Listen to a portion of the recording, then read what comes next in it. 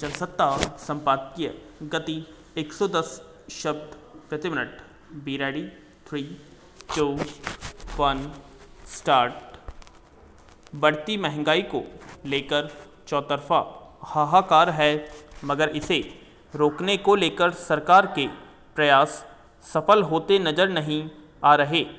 थोक महंगाई बढ़कर 15.8% पर पहुंच गई है। तेल की कीमतों पर काबू पाने के प्रयास बेनतीजा साबित हो रहे हैं। CNG की कीमत में फिर से 2 रुपये प्रति किलो की बढ़ोतरी करनी पड़ी है। विमान ईंधन की कीमत में 5 रुपये से अधिक वृद्धि हुई है। काफ़ी समय तक रिजर्व बैंक ने अपनी ब्याज दरों में इसलिए कोई बदलाव नहीं किया ताकि बाजार में पैसे का प्रवाह कुछ बढ़े, मगर ऐसा नहीं हुआ तो उसे ब्याज दरों में परिवर्तन करना पड़ा। उसने रेपो दरों में 40 आधार अंक की बढ़ोतरी कर दी। इससे बैंकों को कर्ज पर वसूली जाने वाली दरों में बढ़ोतरी का रास्ता खुल गया। कई बैंक अपनी दरों में वृद्धि कर चुके हैं। अभी भारतीय स्टेट बैंक ने अपनी ब्याज दर में 0.1% की ओर बढ़ोतरी कर दी है।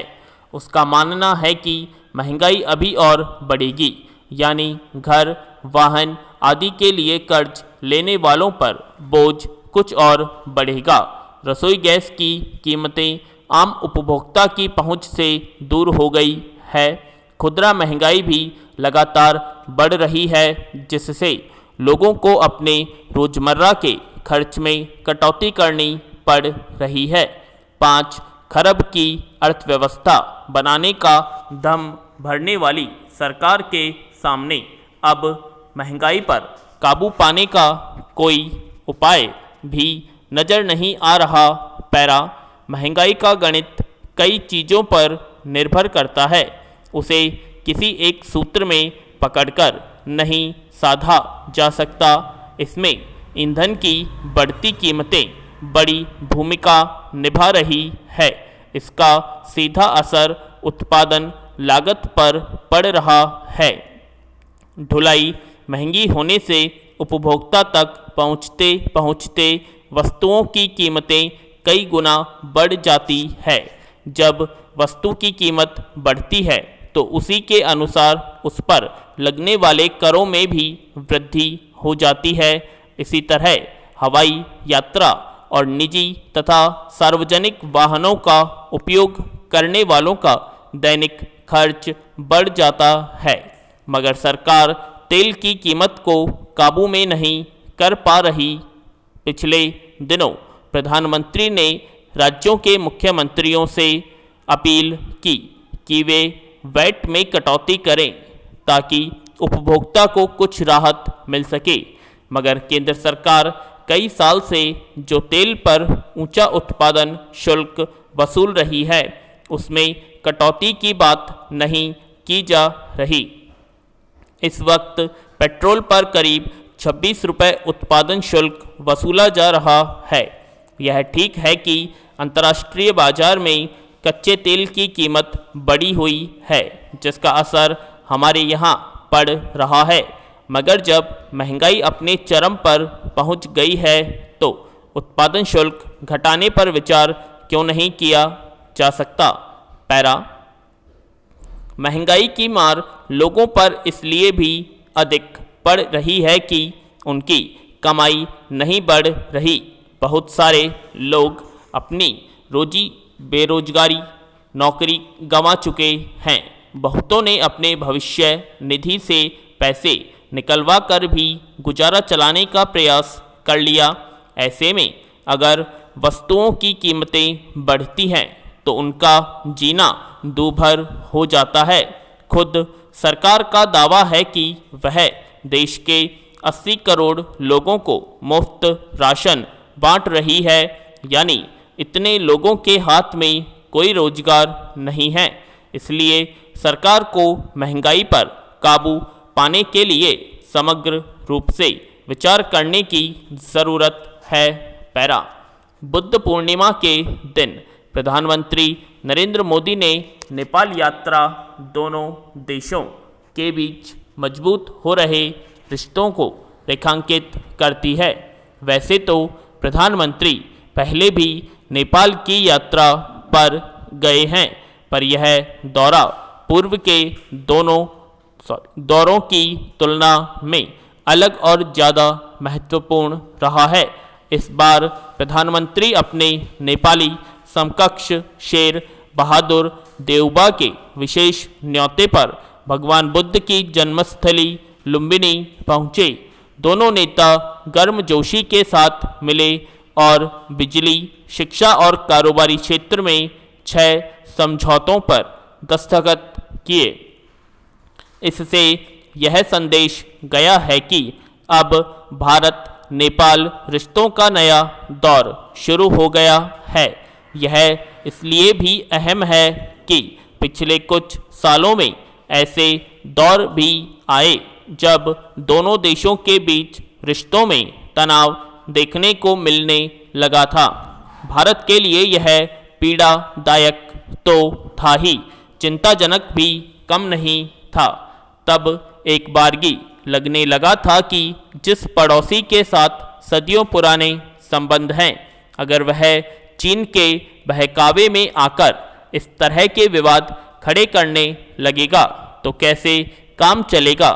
लेकिन भारत ने नेपाल की हर गलती को छोटे भाई की भूल समझकर भुलाना ही उचित समझा। पैरा नेपाल इस बात को अच्छी तरह समझता है कि बिना भारत के उसका काम नहीं चलने वाला। भारत हमेशा से नेपाल के विकास में योगदान देता आया है। भारत और नेपाल के बीच 1950 में जो भारत नेपाल शांति और मित्रता संधि हुई थी, उसका मूल भाव और उद्देश्य नेपाल के विकास में सहयोग करना और उसे साथ लेकर चलना ही था। फिर भारत की विदेश नीति ने नेपाल को सबसे ज़्यादा तरजीह इसलिए भी दी जाती रही है कि उसके साथ न केवल भौगोलिक बल्कि ऐतिहासिक और सांस्कृतिक रिश्ते भी सदियों से चले आ रहे हैं। कहा भी जाता है कि दोनों देशों में रोटी बेटी के रिश्ते हैं। फिर दोनों देशों में हिंदू और बौद्ध धर्म की वजह से भी गहरी आत्मीयता तो है ही। गौरतलब है कि नेपाल की आबादी में 81% हिंदू और 9% बौद्ध हैं। इसलिए प्रधानमंत्री की लुम्बिनी यात्रा को बौद्ध धर्म के संदर्भ में भारत की उदार कूटनीति के रूप में भी देखा जा रहा है।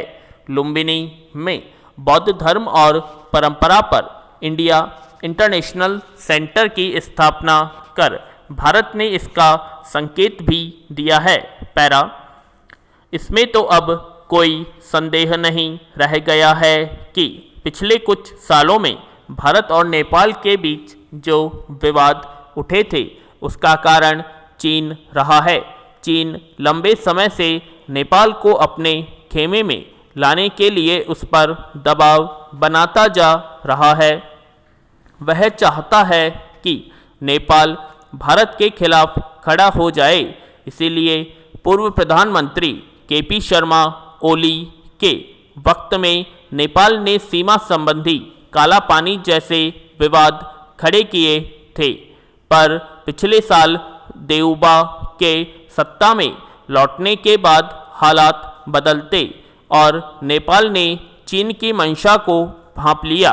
नेपाल को भी अब कहीं न कहीं ऐसा लगने तो लगा है कि चीन उसे कर्ज और परियोजना के जाल में फंसाकर श्रीलंका जैसी हालत में पहुंचा सकता है। कोई बड़ी चीनी परियोजना उसके यहाँ चल रही है। दरअसल भारत और चीन के साथ नेपाल के रिश्तों में बुनियादी फर्क है। भारत और नेपाल के संबंधों में स्वार्थ की भावना नहीं है, जबकि चीन सिर्फ उसका इस्तेमाल कर रहा है और वह भी भारत के खिलाफ। विराम नेपाल इस बात को समझ रहा है कि वरना अब जो महत्व वह भारत को दे रहा है वह शायद नहीं देता। पूर्ण विराम।